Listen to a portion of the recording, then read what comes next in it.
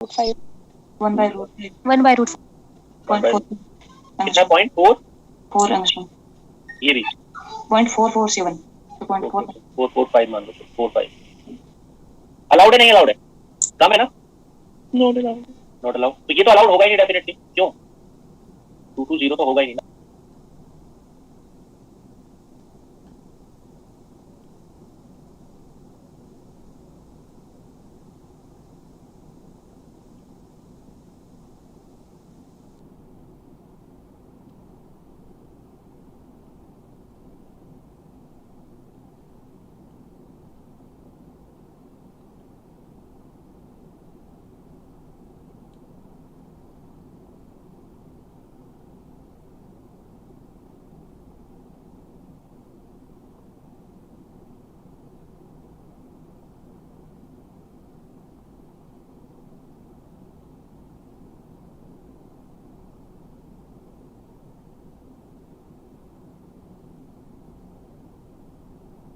A by root 8 तो ये तो क्या होगा किससे कम होगा 1/2 एंगस्ट्रॉम से कम है ना अलाउड नहीं तो कौन सा अलाउड है सर ए ऑप्शन ठीक है ये अगर इसमें 110 होता अगर फॉर एग्जांपल 110 होता मैं आपसे पूछने लूंगा अलग whether 110 peak will appear or not whether 110 peak would be appeared or not appear होगा sir appear appeared or not ठीक है कितना आता a by root 2 मतलब 0.7 तो D110 आता a by root 2 तो कितना आ रहा है 0.7 एंगस्ट्रॉम अपीयर होता है नहीं यस अपीयर और नॉट तो आंसर होगा यस ठीक है वैसे 110 a by root 3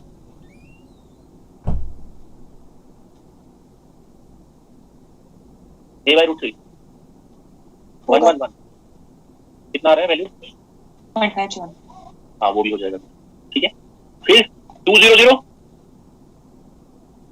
होगा सर होगा तो अब बताओ मुझे कौन सी पीक अलाउड होंगी इस सेटअप के लिए for this setup allowed peaks ठीक है allowed peaks 100 200 allowed peaks for question 67 में कौन सी पीक्स अलाउड होंगी 100 दिख रहा है हमें अलाउड है 110 हो रहा है 111 हो रहा है 200 ठीक है इससे ऊपर की कोई भी पीक अलाउड नहीं होगी ठीक है तो मैक्सिमम अलाउड पीक कौन सी होगी maximum order of allowed peak 200 it is the maximum order of allowed peak किसके लिए एक एंगस्ट्रॉम लैटिस कांस्टेंट के लिए और एक एंगस्ट्रॉम वेवलेंथ के लिए अगर आप वेवलेंथ बदल दोगे लैटिस कांस्टेंट बदल दोगे तो अलाउड पीक्स बदल जाएंगे क्लियर है बट चूंकि इस क्वेश्चन में ABCD ऑप्शंस में तो एक ही अलाउड है बाकी अलाउड नहीं ये तो मैंने वैसे ही चेक किया कि भाई और कौन कौन सी अलाउड हो सकती है तो ये मैक्सिमम यहां तक की अलाउड होंगी उसके बियॉन्ड अलाउड नहीं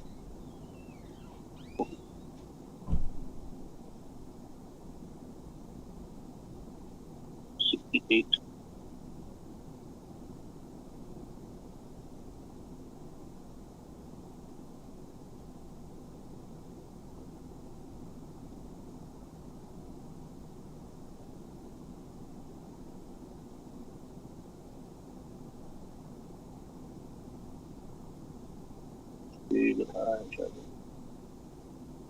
Consider two-dimensional crystal with 3 atoms in the basis. Okay, dimension है 2. 2D, P का वैल्यू कितना है? 3. Number of optical branches N, comma. Number of acoustic branches M. कितनी होंगी?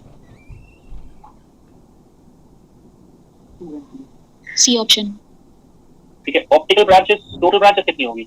3 into 2 6, जिसमें से 4 ऑप्टिकल होंगी, 2 अकॉस्टिकल होंगी. हो गया? सर ये अगर सिलिकॉन और जर्मेनियम के लिए आए तो आप बताओ सिलिकॉन जर्मेनियम कौन सा स्ट्रक्चर रखते हैं डायमंड क्यूबिक तो जो डायमंड का अरेंजमेंट था वही किस पर लगेगा एकदम सिलिकॉन और जर्मेनियम दोनों पे बिल्कुल बिल्कुल बिल्कुल ओके गैलियम आर्सेनाइड आए तो भी सेम अरेंजमेंट लगेगा क्यों क्योंकि गैलियम आर्सेनाइड क्या है कौन सा स्ट्रक्चर फॉलो करता है गैलियम आर्सेनाइड ये LCM arsenide follows zinc sulphide structure ना, और जिंक सल्फाइड किसके जैसा होता है? डायमंड क्यूबिक जैसा होता है।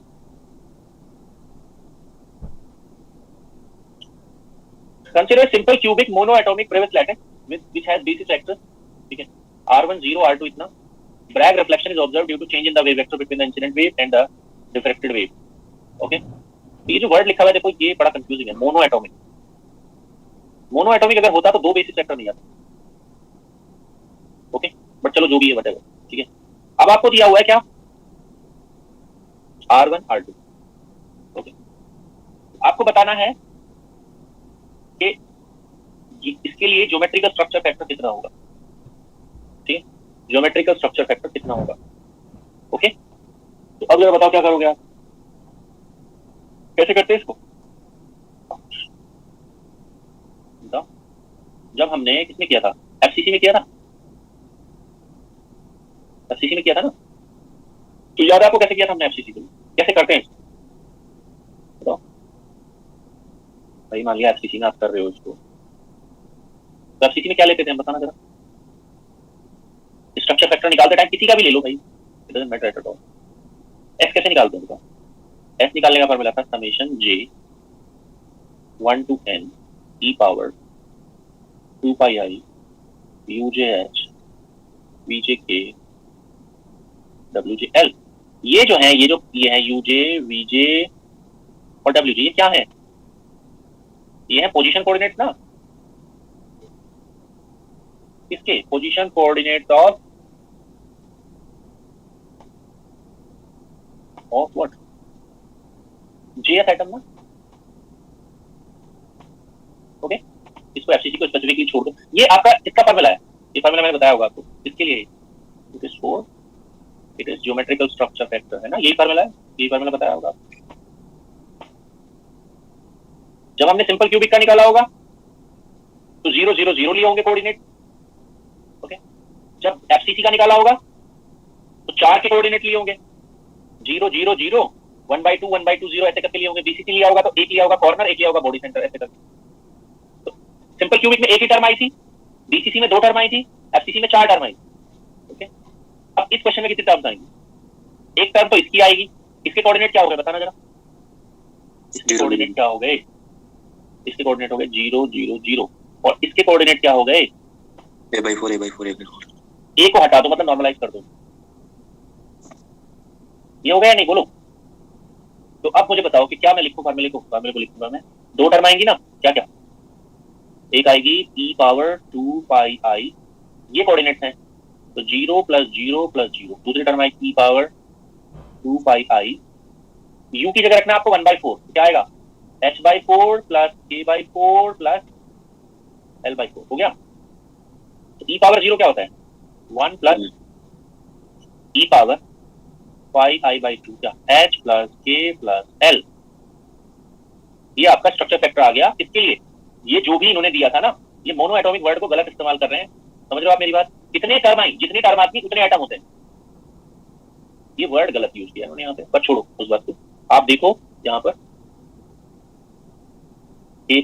इससे कोऑर्डिनेट क्या बने पहले के? 0 0 0, दूसरे के इतने, तो स्ट्रक्चर फैक्टर के फार्मूले में भर दो उसको, याद। क्लियर है? अब आपसे कोई पूछे कि भाई कौन सी पीक अलाउड है, कौन सी पीक अलाउड नहीं है, तो क्या कह रहे हैं? ये पता है HKL के लिए इस्तेमाल कर रहे हैं इसको। कौन सी पीक के बारे में बात कर रहे हैं? They are talking about what? They are talking about 3 3 2। They are talking about 3 3 2, मतलब मैं क्या लेता हूं इसको? इन्होंने N1 N2 N3 यूज किया और मैं क्या यूज करता हूं? आई यूज HKL। अब इसे भरो लाकर 4 3 3 2, देखते हैं क्या आता है। 1 + e power pi I/2 pi I/2, 3 + 3 + 2, क्या बना? e पावर 3 6 8 / 2 क्या है बताओ? 2। 1 + 1 2 2, तो क्या आंसर आएगा यहाँ पर? 2। ओके, कोई और पूछ लेता भाई? बताओ भाई, बताओ। 4 2 0 0, मतलब वो कहता N1 है 2, N2 है 0, N3 है 0, बताओ। 0 e power pi 0, allowed not allowed? Not allowed Not allowed. Is this allowed? Yes allowed है कि नहीं? और कोई भी उठा लो, कोई भी कॉम्बिनेशन आप ले सकते, you can take any combination. ठीक है, आपसे कोई पूछने लगे भाई 110 के बारे में बता दो, चलो 110 allowed not allowed? Not allowed. Not allowed. Not allowed. खुद 100 0 आ रहा है, नॉन जीरो क्या Non-zero. 1 plus e power pi I by 2 आ रहा होगा। Allowed not allowed? Allowed allowed. ठीक है, तो ये तो बस आपको क्या पहचानना होता है, what are the position coordinates of atoms. But इतनी बात पक्की है, मोनो एटॉमिक तो नहीं, जब दो पोजीशन है तो दो एटम तो होंगे ही होंगे।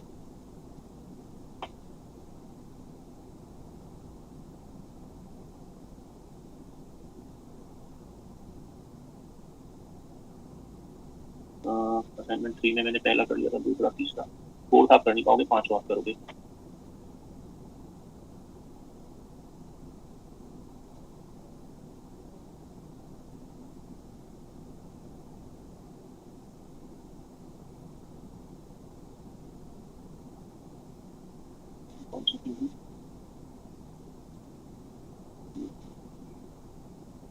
पेज 90।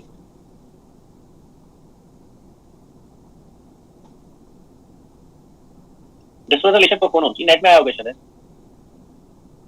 2017 के आसपास आया, 1600। Dispersal relation for phonons is given by this velocity of phonons at large wavelength. तो कितना डी क्रिटिकल है, जो मैंने आपको करवाया था वाइब्रेशन, वो कितने डी में करवाए थे? One dimensional mono atomic lattice, one dimensional diatomic lattice. मैंने तो आपको वन डायमेंशनल ही करवाए हैं। ये कौन सा कितना डायमेंशनल लैटिस है, जिसका रिलेशन दे रखा है? 3D लैटिस है, it is a 3D lattice. तो जब भी ऐसा क्वेश्चन आए कहीं भी, ओके, तो हम टोटल के बनाने की कोशिश करेंगे, टोटल के। ठीक है, तो ये वर्ड चाहे इस्तेमाल किया होता या ना किया होता, या आपसे जो पूछता है स्पीड ऑफ साउंड पूछता, स्पीड ऑफ साउंड पूछता। ठीक है, तो आप क्या करते हैं ऐसे केस में, जब भी ऐसा क्वेश्चन आता है, we need to make total K. तो उसके लिए हम क्या करते हैं, इसको एक्सपेंड कर लेते हैं, जो भी फंक्शन यहां पर होगा, will expand that function. 3 minus expansion करो उसका, 3 minus 1 minus kx square a square by 2, ये बनेगा क्या? प्लस 3 माइनस cos का एक्सपेंशन क्या होता है भाई? cos x अगर है कहीं पर तो उसका एक्सपेंशन क्या होता है बताइए जरा? 1 minus x square by 2 factorial होता है ना, प्लस ऐसे चलता है ना, शायद साइन का उल्टा चलता है, 4 पावर्स में चलता है ना। Yes, sir. 1 माइनस क्या होगा, kx k y square a square by 2 factorial 2 ही होता है, तो मैं ऐसे लिखता हूं 1 माइनस k z स्क्वायर ये। ओके, तो ओमेगा स्क्वायर k, इससे ज्यादा मत लेना, हायर ऑर्डर की पावर को नेग्लेक्ट कर देना, क्योंकि क्या है लॉन्ग वेवलेंथ पर k स्मॉल होगा या लार्ज? Small. स्मॉल, तो जितनी ज्यादा बड़ी पावर लोगे उतना और स्मॉल होता जाएगा, इसलिए नेग्लेक्ट करना। तो बनेगा ओमेगा नॉट स्क्वायर 3। अब देखो इसमें तीनों में 1 1 1 है, 3 माइनस 3 हो जाएगा, minus minus plus a square by 2 common ले लो, kx square plus ky square plus kz square. 3 and 3 is cancelled, तो ओमेगा k कितना आया? अच्छा एक बात, ये जो है 3D का k जो होगा वो किसके बराबर होगा? इस पूरी टर्म के बराबर होगा या नहीं? kx square plus ky square plus kz square. भाई आपका वे वेक्टर क्या होगा? Wave vector k total k क्या होगा? It would be kx i cap plus ky j cap plus kz k cap होगा या नहीं? इंप्लाइज दैट क्या बनेगा? kx square plus ky square plus kz k square, तो ये बन गया omega not a divided by root 2 into k। तो अब चाहे आप ग्रुप वेलोसिटी निकालो, चाहे आप फेज वेलोसिटी निकालो, वेलोसिटी ऑफ फोनोन। वैसे बता सकते हो मुझे कौन सा फोनोन है? अकॉस्टिकल या ऑप्टिकल? Acoustical. इसलिए मैं क्या लिखा हूं साथ में, स्पीड ऑफ साउंड है ना, तो ये है वेलोसिटी ऑफ अकॉस्टिकल फोनोन। उसका पहचान मैंने क्या बताया था अकॉस्टिकल वेव का, k is equal to 0 पे ओमेगा 0। के 0 को रखो तो ओमेगा 0 हो जाएगा, ठीक है। यहां भी चाहे चेक कर सकते हो आप, अगर आप इसका ब्रिलियंट जोन के कोऑर्डिनेट्स क्या होंगे, 3D है ना ये, इसके ब्रिलियंट जोन के कोऑर्डिनेट्स क्या होंगे, ब्रिलियंट जोन के कोऑर्डिनेट्स होंगे, ब्रिलियंट जोन के सेंटर के कोऑर्डिनेट्स क्या होंगे, 0 0 0 होंगे ना। तो आप रख के देखो, अगर आप 0 0 0 रखते हो x k y k z को सेंटर ब्रिलियंट जोन, तो कितना आता है 3 -1 -1 -1 0 हो जाएगा नहीं। तो कौन सी ब्रांच है, अकॉस्टिकल ब्रांच है, अकॉस्टिकल ब्रांच। वेलोसिटी ऑफ अकॉस्टिकल फोनोन यानी कि speed of sound d omega by D के लिख लो या ओमेगा बाय के लिख लो, एक ही बात है, कितना है ओमेगा k बाय √2। ठीक,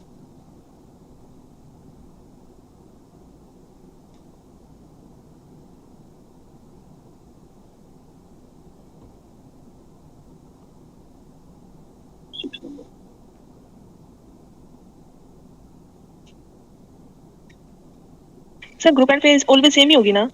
लॉन्ग वेवलेंथ है हमेशा सेम होती है, बट अगर शॉर्ट वेवलेंथ पे चेक करोगे जाके, पहले भी अलग आई थी अब भी अलग आएगी। बट ये लास्ट स्लाइड शो करते हैं। पूछता लॉन्ग पर ही है,